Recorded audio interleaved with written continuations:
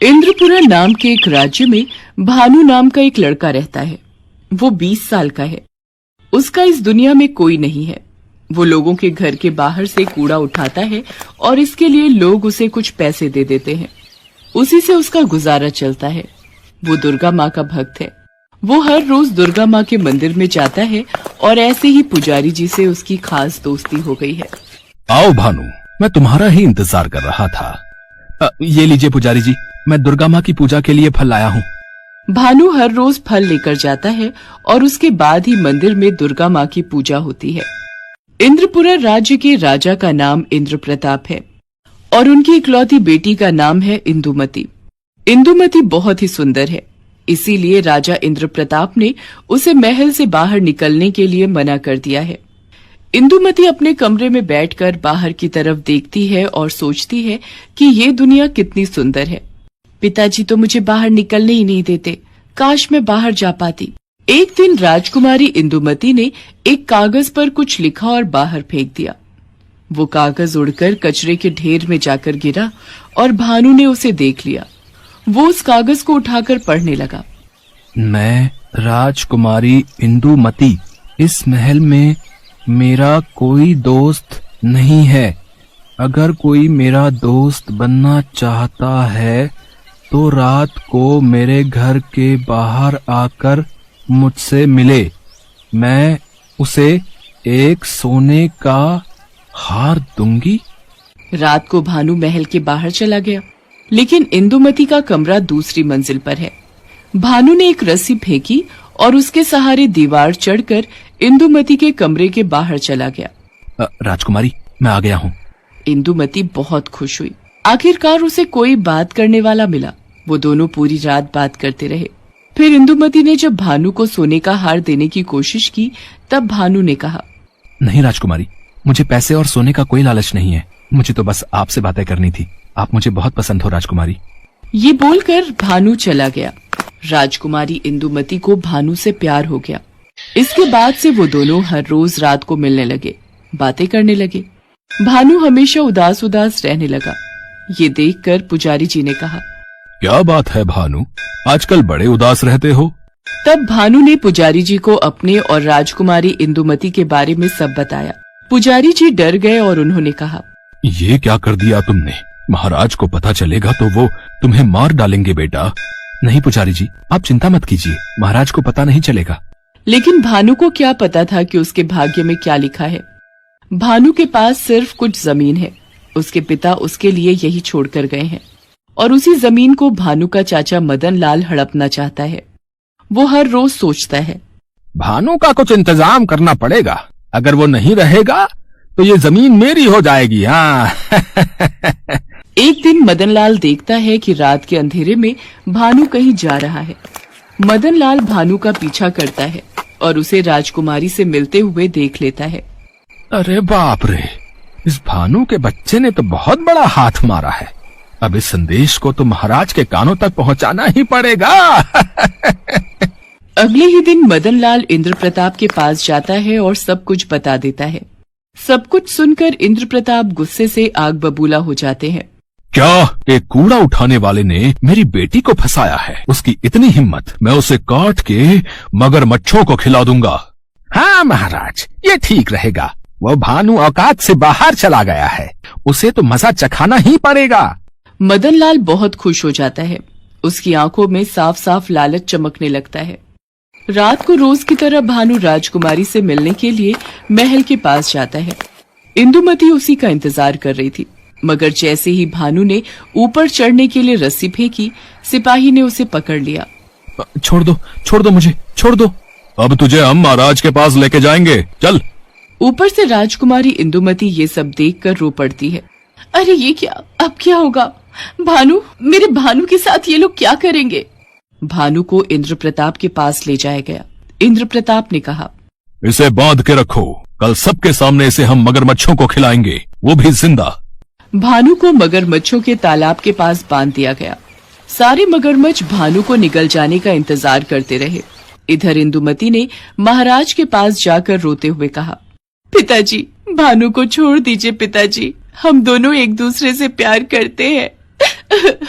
इस बात से इंद्र प्रताप गुस्सा हो गए और इंदुमती को कमरे में बंद कर दिया। इंदुमती कमरे के अंदर रोती रही। इतने में एक दासी ने आकर इंदुमती के कमरे का दरवाजा खोल दिया। ये दासी भानु के गांव से है और भानु को बहुत स्नेह करती है। इंदुमती दौड़ते हुए भानु के पास गई और उसके बंधन खोल दिए और उसके बाद दोनों तुरंत वहां से भाग गए। दोनों भागकर दुर्गा माँ के मंदिर में चले गए।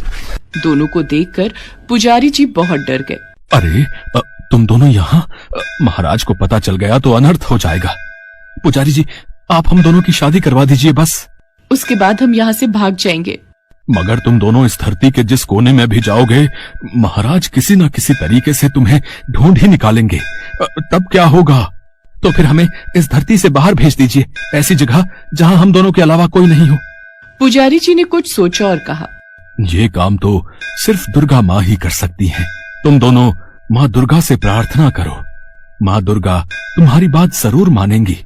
दोनों आंखों में आंसू लेकर माँ दुर्गा के सामने प्रार्थना करने लगे। दुर्गा माँ, आज तक मैंने आपसे कुछ भी नहीं मांगा, मगर आज मैं अपना प्यार मांग रहा हूँ। देखिए, ना मत कहना, आप तो मेरी माँ हो।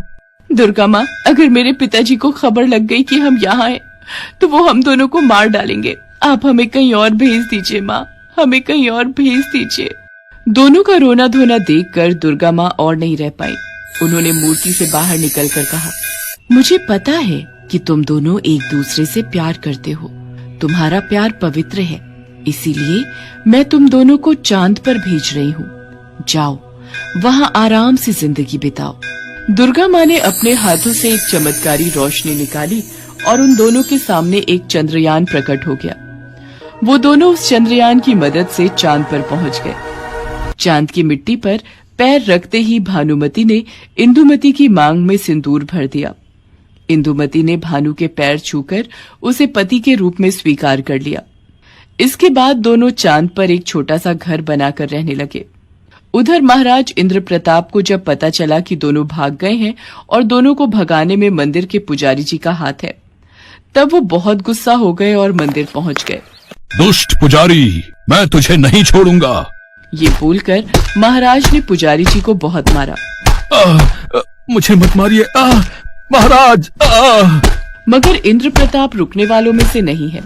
उन्होंने पुजारी जी को बंदी बना लिया।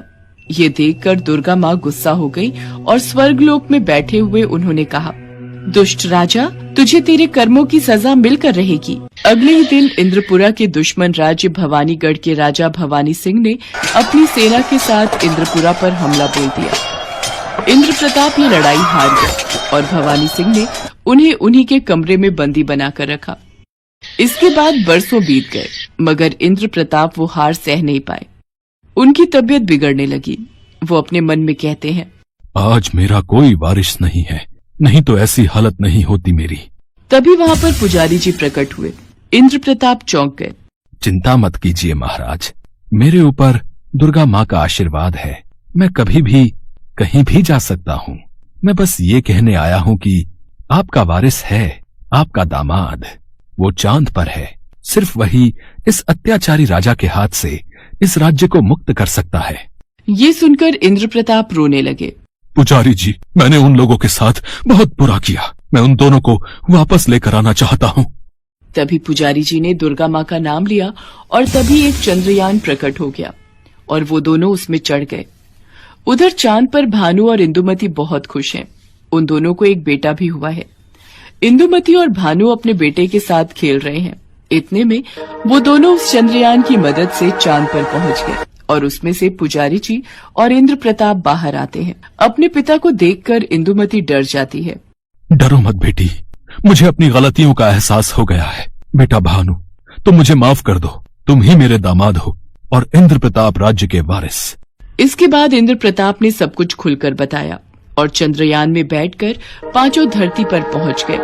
धरती पर पहुंचते ही भानु ने एक परिकल्पना बनाई और रात को अत्याचारी राजा भवानी सिंह को उसके कमरे में घुसकर मार डाला। इसी तरह भानु ने इंद्रपुरा राज्य को अत्याचारी राजा के कैद से मुक्त कर दिया।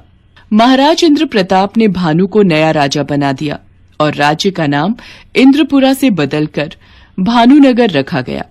भानु ने सबसे पहले अपने चाचा को बंदी बनाया और फिर दुर्गा माँ का एक बड़ा सा मंदिर बनाया।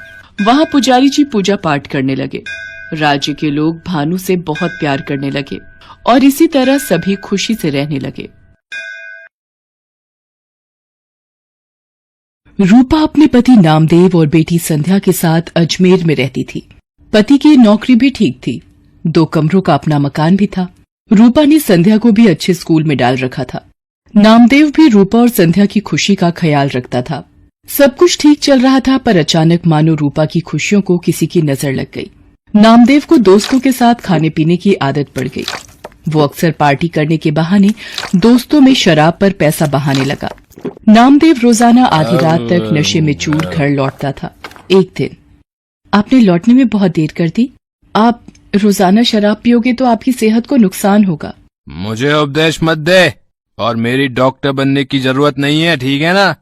मैं अपने दोस्तों के साथ जाता हूँ, तो तुझे क्यों तकलीफ हो रही है? मैं रोज पीऊंगा। तुझे यहाँ नहीं रहना तो चले जाए यहाँ से, चल। नामदेव की ये गंदी आदत बढ़ती जा रही थी। हर समय नशे में रहने की वजह से वो दिन में सोता रहता था, इसलिए उसे नौकरी से भी निकाल दिया गया। धीरे धीरे नामदेव ने अपना सब कुछ बेच दिया, यहाँ तक कि घर भी। अब वो रूपा और संध्या को लेकर एक किराए के घर में रहने लगा।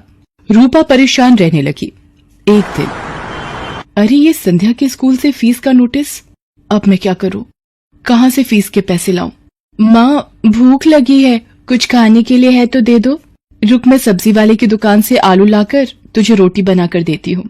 हाँ माँ, तुम्हारे हाथ का आलू का पराठा तो बहुत स्वादिष्ट होता है। संध्या आलू लेने बाजार चली जाती है।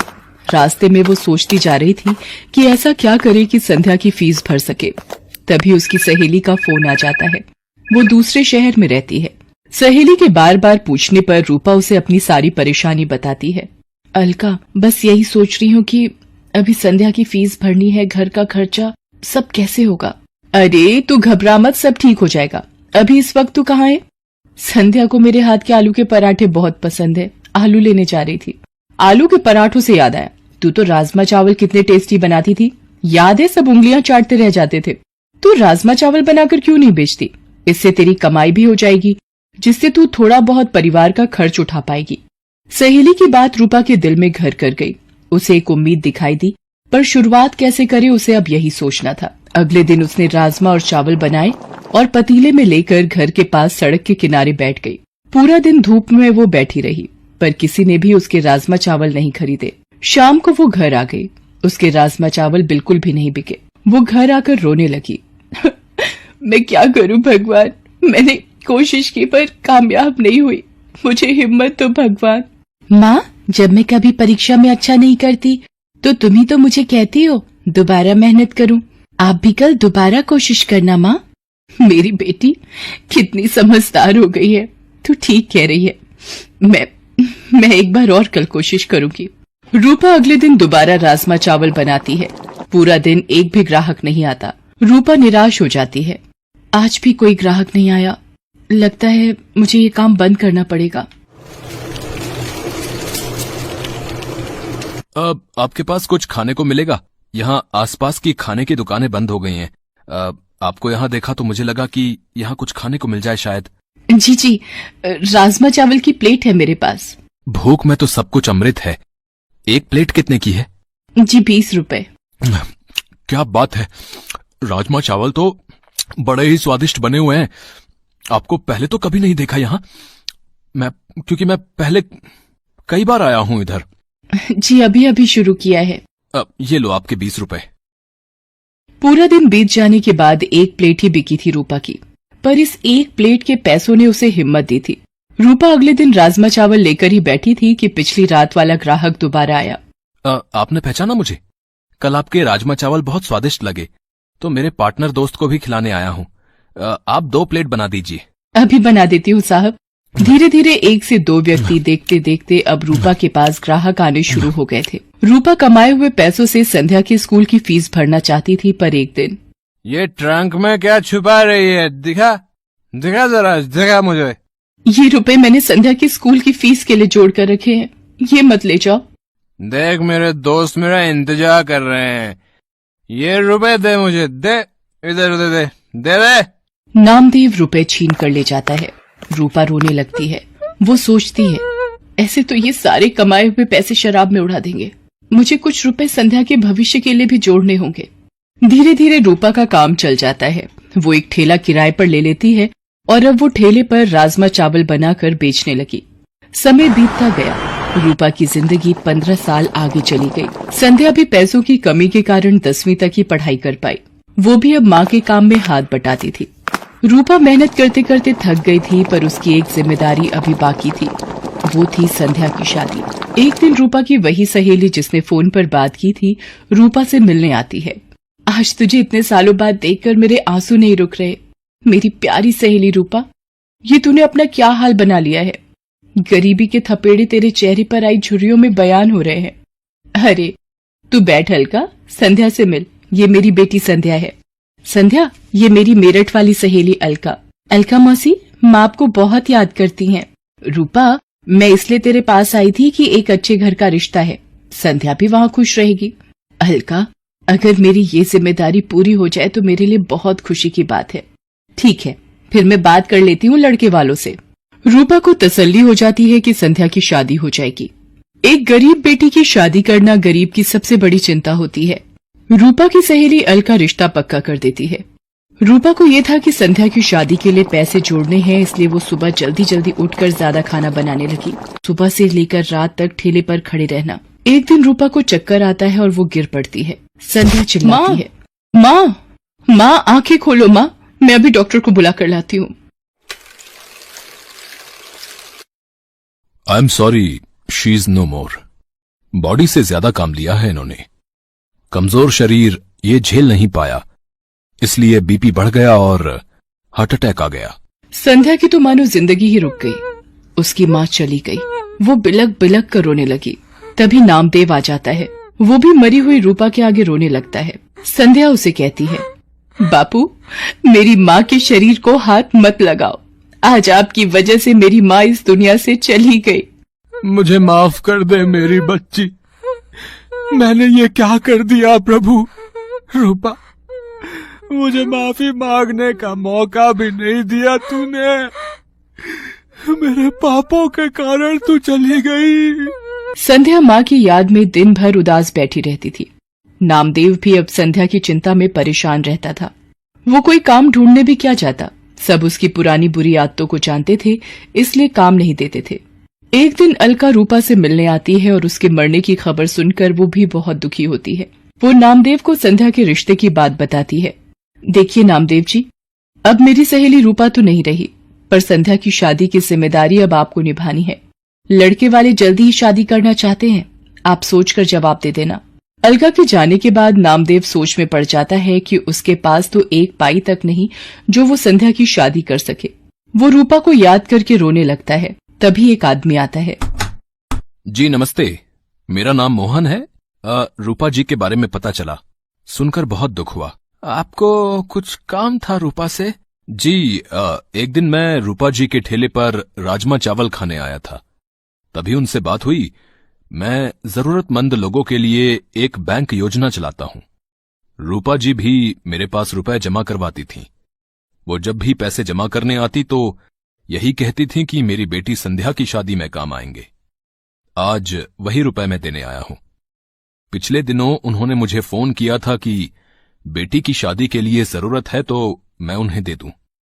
ये लीजिए, ब्याज मिलाकर 3.5 लाख रुपए उनके बैंक में जुड़े हुए हैं। आज उन्हें देने आया था। रूपा, तुम अपनी जिम्मेदारी निभाना नहीं भूली। जाते जाते भी अपनी बेटी की शादी की जिम्मेदारी निभा गई। संध्या बेटी, देखो, तुम्हारी माँ की तरफ से शादी का तोहफा ये अंकल जी लाए हैं। संध्या भी ये सब देखकर रोने लगती है। उन रुपयों को नामदेव संध्या की शादी में लगा देता है और संध्या को ढेर सारा आशीर्वाद देकर विदा कर देता है।